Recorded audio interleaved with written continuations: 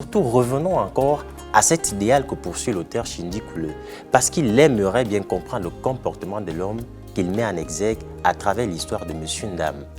Et relativement au sujet de la dépigmentation, dans l'ouvrage Les hommes aiment les brunes, le contexte est retourné autour de la notion de modification corporelle que l'auteur, au niveau des pages 108 et 109, se charge de traduire à travers la notion de chirurgie esthétique. Que voulait donc nous faire comprendre Shinji Kule lorsqu'il parle de brune dans cet ouvrage? À l'analyse, le mot brune appelle l'éblouissance, le rêve et surtout l'artificiel. Le mot brune, ce n'est pas de la matière première, c'est du produit manufacturé. Voulait-il donc dire que les hommes aiment le rêve ou ils aiment l'artificiel?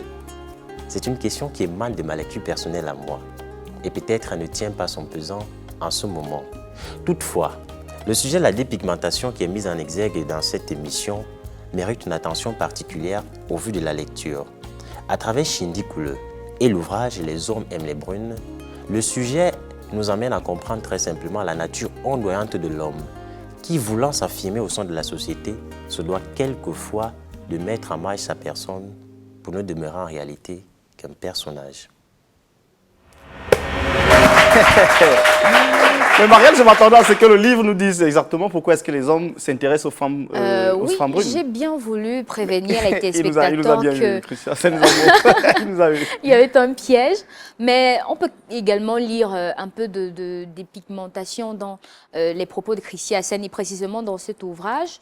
Étant entendu qu'à un moment donné, la fille du monsieur en question suggère à son père de modifier un peu sa corpulence. Et bien sûr, ce dernier lui promet de subir des opérations pour la poitrine, le derrière et tout.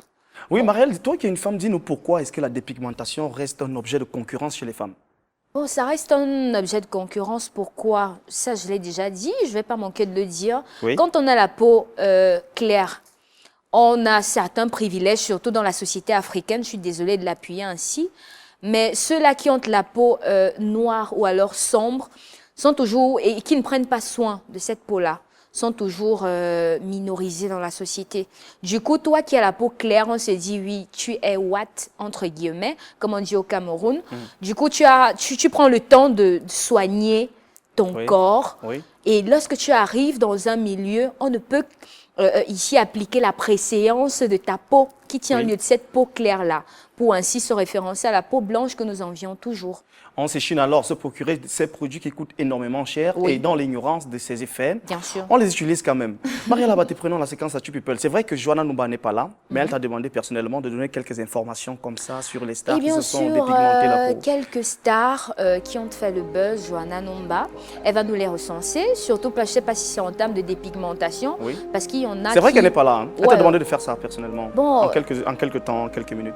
Tu peux le faire. Nous commençons avec, pour première star, Aurélie Montea, qui malheureusement a un événement malheureux. C'est aussi l'événement majeur de toute la team Vox Jeunesse. Et donc nous demandons 1 minute de silence à chacun de nos téléspectateurs, quel que soit l'endroit où vous vous trouvez. Bien sûr d'être de tout cœur, car nous avons perdu au sein de la famille Vox Jeunesse l'une de nos grandes sœurs tantes adorées. C'est pas Aurélie qui est partie. Oui, c'est pas Aurélie qui est partie. C'est la grande sœur d'Aurélie. Dieu merci. Donc, vous allez toujours voir Aurélie dans le Zik In d'ailleurs dans quelques instants. Et notre deuxième star du jour est bien sûr Romary Tanda, qui se fait un plaisir de congé aux Antilles. Laissez-moi vous dire, Romary qui est actuellement aux Antilles, il se fait un plaisir. Les photos, vous n'allez pas les voir publiées sur la page Vox Jeunesse, désolé, mais ce sera plutôt dans les pages privées de Romary Tanda. Mais je ne suis pas sûre qu'il puisse publier ces photos-là. Bon, Thierry François Abina s'en occupe en tant que manager. Et Moussik le charismatique qui a annoncé pour une tournée très prochainement. De l'autre côté, ça reste encore secret, Joanna Numba va nous faire parvenir les extraits de la visite du garçon quelque part dans un pays proche du Cameroun. Voilà pour le potin de star de cette semaine. Joanna Numba, je l'ai remplacée. Ciao. On applaudit pour Marielle Abaté. Vraiment, on a tu peux pas l'improviser. Marielle, qu'est-ce que tu veux comme cadeau? Bon, je te note rapidement 18 sur 20. Parce que je ne donne jamais 20 sur 20 quand même. Bon, ça va rentrer dans mon relevé de notes, j'espère. Bien sûr, rassure-toi. Quelle matière? Matière improvisation. Ça te va ou pas? Bon, ça va, ça pourra super. aller. Alors, Marielle Abaté, prenons à présent la séquence Zik In. Allons faire un tour dans la bien Zikbox. sûr, une réelle fierté que d'appartenir à la peau noire, avoir la peau d'ébène pour couleur de peau. C'est bien sûr ce que Aurélie Monté a nous teint à travers son